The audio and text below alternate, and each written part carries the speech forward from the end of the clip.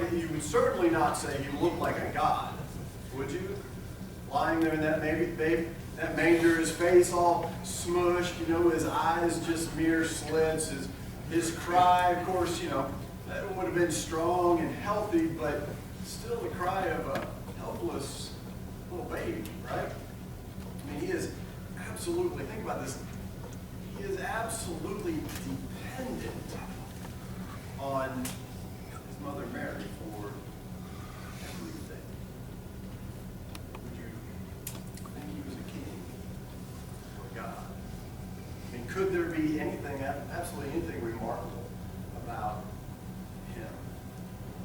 What's there in that manger? I mean, just think, majesty. Majesty in the midst of the mundane. Right? Holiness squeezing the finger of helplessness. Divinity entering the doorway of absolute, utter dependence.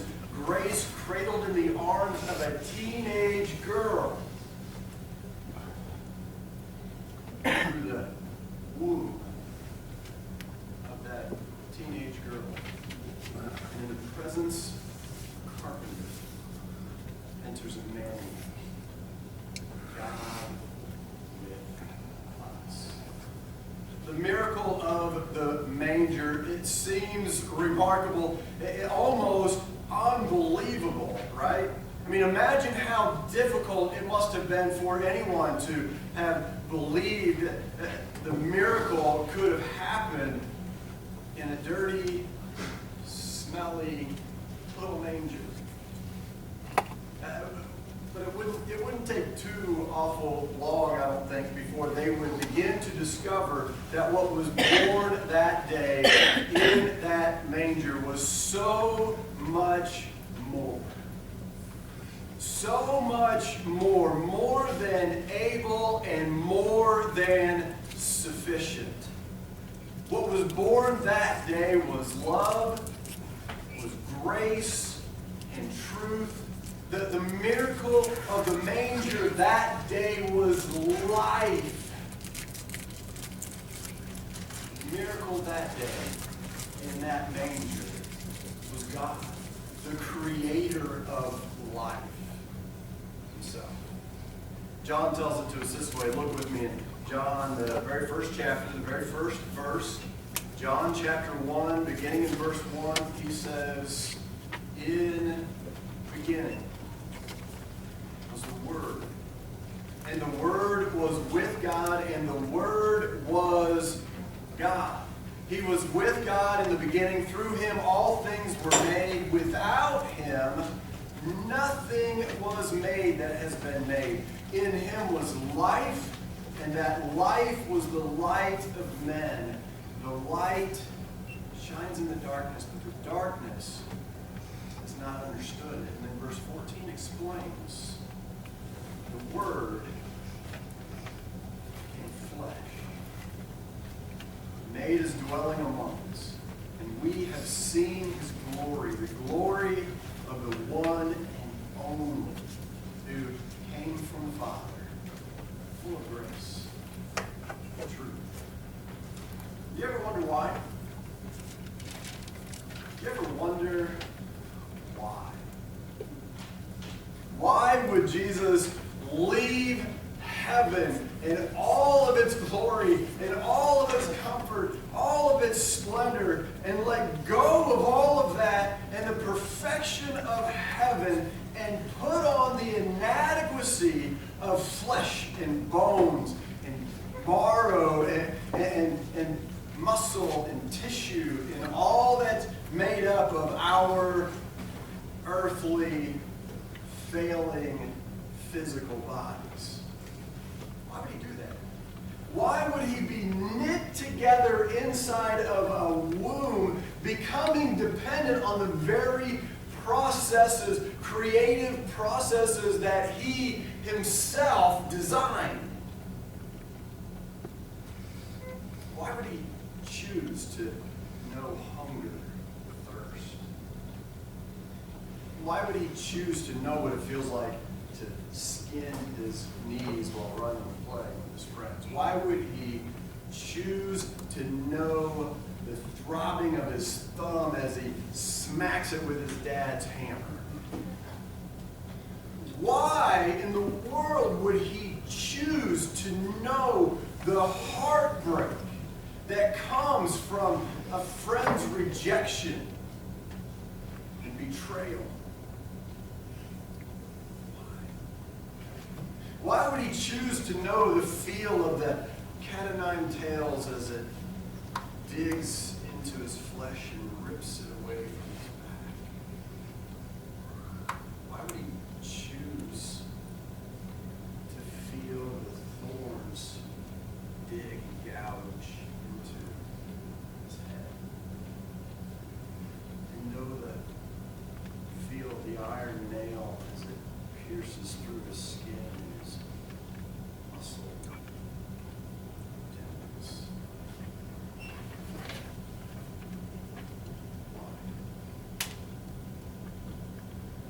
Why God with us? Why?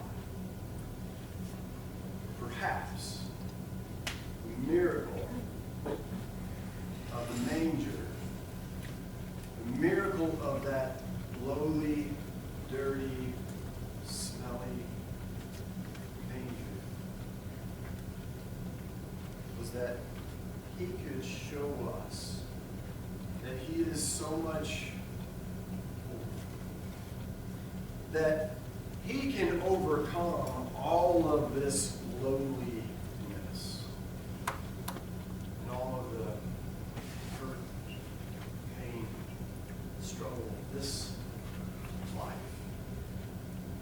If he can overcome it, so can we. Maybe that's what he came in this holy little manger to show us that, listen, I can overcome, and in me, you too can overcome. Why did he come? He had to show us. To show us that we can overcome, because he is so much more. Right? He's more than our pain. He is more than this world and all it has to offer, both good and bad and in between. He is so much more. He's more than all of society's skepticisms, right?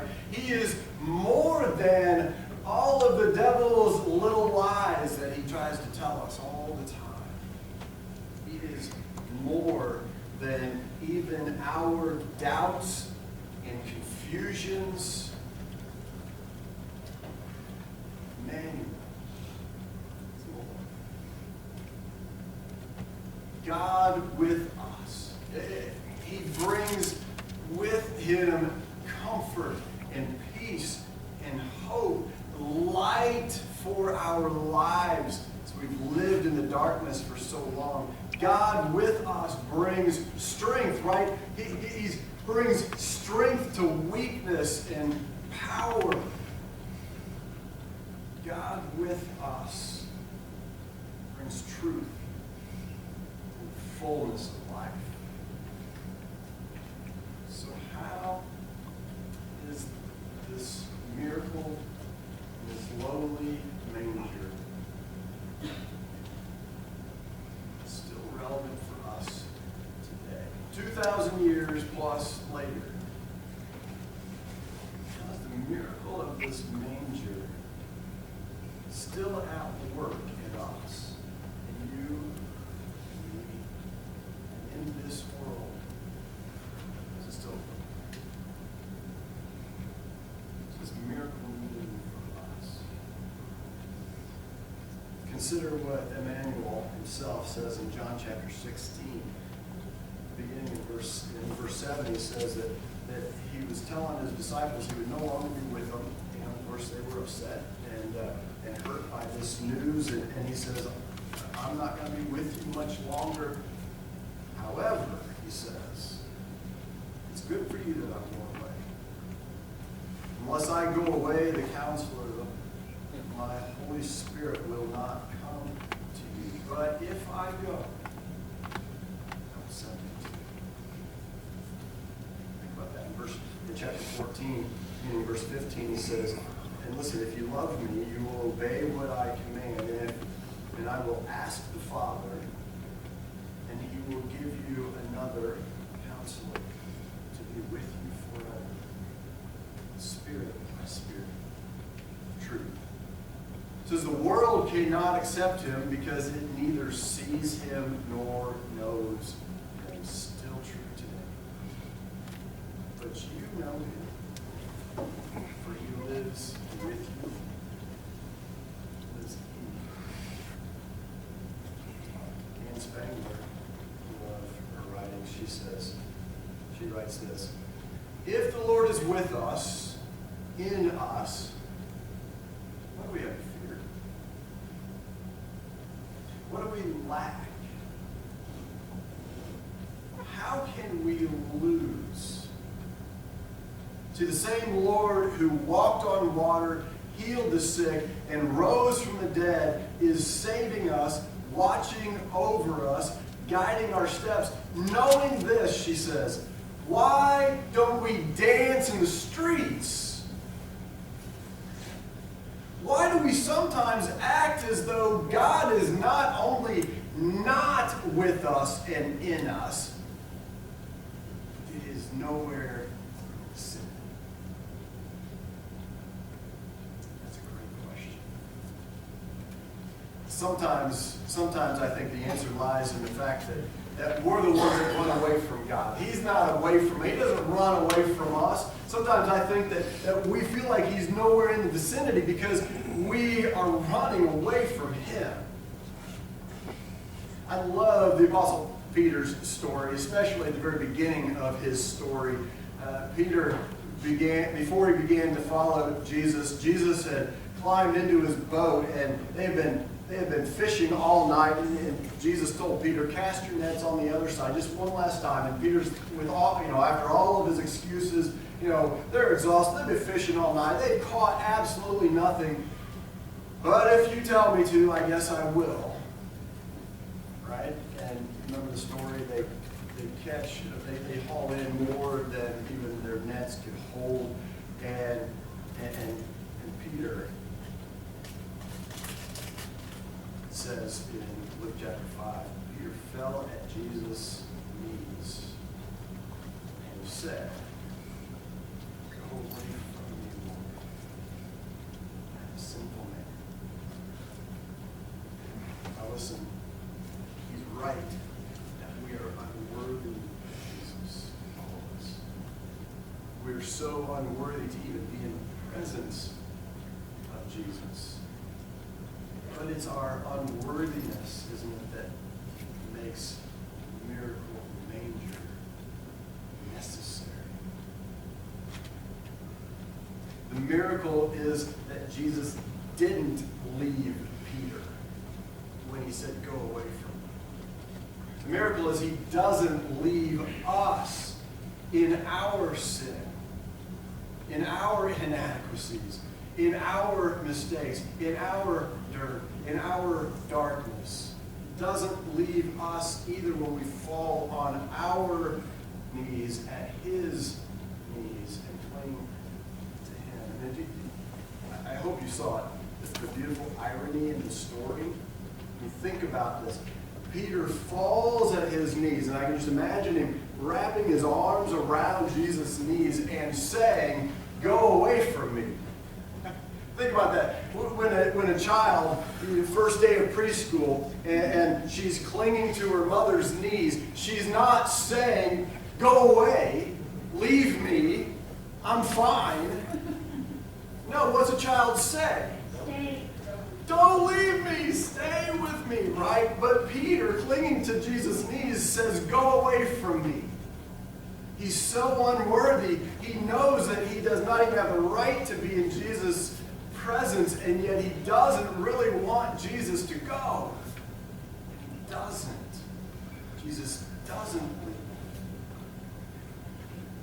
In fact, he made himself nothing,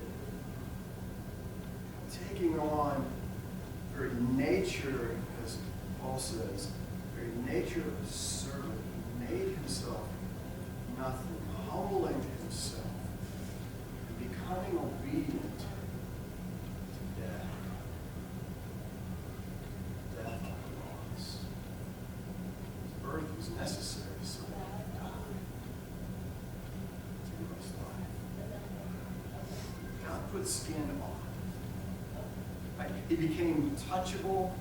He became approachable. The ever-present one became confined to a human womb. The all-powerful one became a helpless baby that had to be fed and nursed and birthed. The all-knowing one had to learn how to read and write. He became nothing. Why? Why? He became nothing so that you, me, so that we and your children and children's children, so that we could become something. He became nothing so that we could become something, so that we could cling to his knees, and so that we would know that he would never, ever leave us. Paul tells us in 2 Corinthians 5:21, he who knew no sin became sin for us, so that we could become the righteousness of God. He became nothing, so that we could become something. That's a miracle of Manger. Let's pray. Father, thank